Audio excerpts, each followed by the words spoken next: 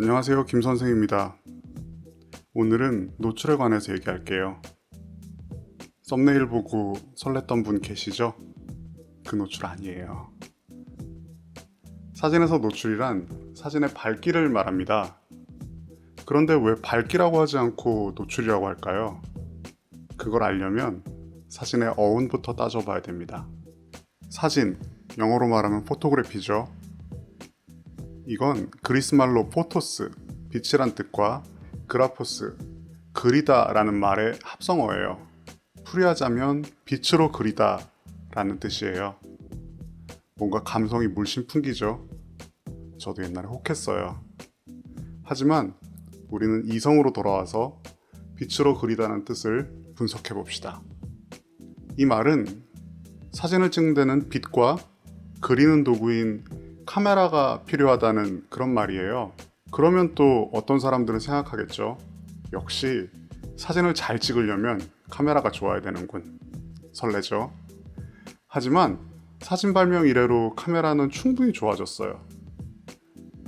이제 더는 혁신적으로 발전할 게 없다고 봅니다.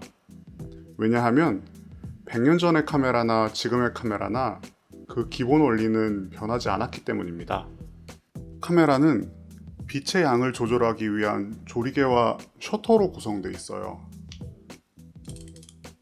조리개는 카메라로 들어오는 빛의 양을 이렇게 구멍의 크기로 조절하고요. 셔터는 빛이 들어오는 시간을 통해서 빛의 양을 조절합니다.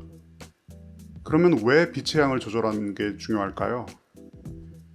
그것은 적절한 밝기의 사진이 되기 위해서는 적당한 양의 빛이 필요하기 때문이에요.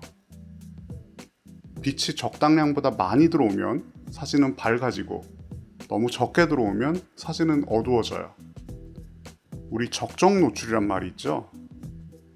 이건 적당한 양의 빛이 필름 혹은 센서로 들어왔다는 그런 말이에요.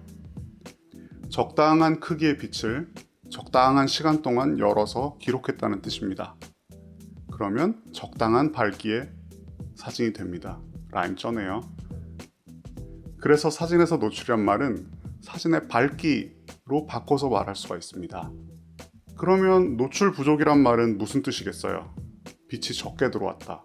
그러므로 사진이 어둡다 라고 받아들이면 되겠죠? 노출 과다는 그 반대고요. 그러면 노출 부족을 해결하기 위해서는, 다시 말해서 어두운 사진을 밝게 찍기 위해서는 어떻게 해야 될까요?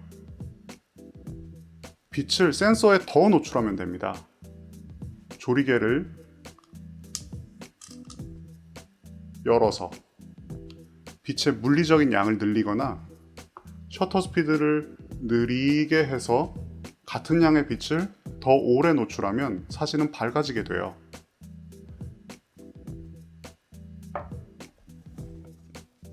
자, 그려볼까요? 예를 들어 볼게요. 이렇게 통에다가 물을 가득 채우는 걸 적정 노출이라고 가정할게요. 물을 틀어야겠죠? 두 가지가 있어요. 자, 근데 수도관이 이렇게 가늘어요. 그러면 세게 틀어도 물이 이렇게 떨어지겠죠? 그러면 가득 채우려면 물을 오래 틀어놔야 돼요. 근데 수도관이 이렇게 굵어요. 그러면 슉 물을 금방 잠궈야겠죠. 이 수도관의 굵기를 조리개의 구경으로, 그 다음에 물을 잠그는 시간을 셔터 스피드로 생각하면 아주 쉽습니다. 같은 양의 빛을 노출하는 데는 조리개와 셔터 스피드의 여러 가지 조합이 있어요. 우리는 보통 조리개를 아웃포커스 시키는 그런 도구로, 그 다음에 셔터 스피드를 흔들리지 않게 만드는 그런 도구로 생각하지만 사실 그것들은 빛의 양을 조절하는 것이 목적이고 부수적으로 그런 효과들이 생기는 거예요. 아무리 배경을 멋지게 흐려도 어두운 곳에서 흔들리지 않는 선명한 사진을 찍었어도 사진이 너무 어둡다거나 너무 밝다거나 하면 이건 노출에 실패한 사진이 됩니다. 적정 노출이 적절한 밝기를 말하고, 이 적절하다는 것에 주관이 들어갈 수는 있겠지만 어디까지나 상식의 언어로 소통해야 되겠죠. 이렇게 노출에 대해서 생각해 봤어요. 사람들이 사진을 찍는 이유는 이미지를 통해서 여러 사람과 소통하고 싶기 때문이라고 생각합니다. 시각적인 언어죠. 언어는 약속이고요. 그렇게 볼 때 노출은 그 약속 중에 하나입니다. 그걸 지켜야지 내 말을 상대방이 알아들을 수 있겠죠. 디지털 카메라가 생겨나고 누구나 핸드폰으로 사진을 찍게 되면서 많은 사람들이 사진을 너무 쉽게 생각합니다. 대충 찍고 감성이라는 필터로 포장해서 업로드해요. 그런 사진에 좋아요가 달리지 않는 이유가 궁금하다면 소통하는 방식의 문제를 생각해 봐야 할 것입니다. 김 선생이었습니다.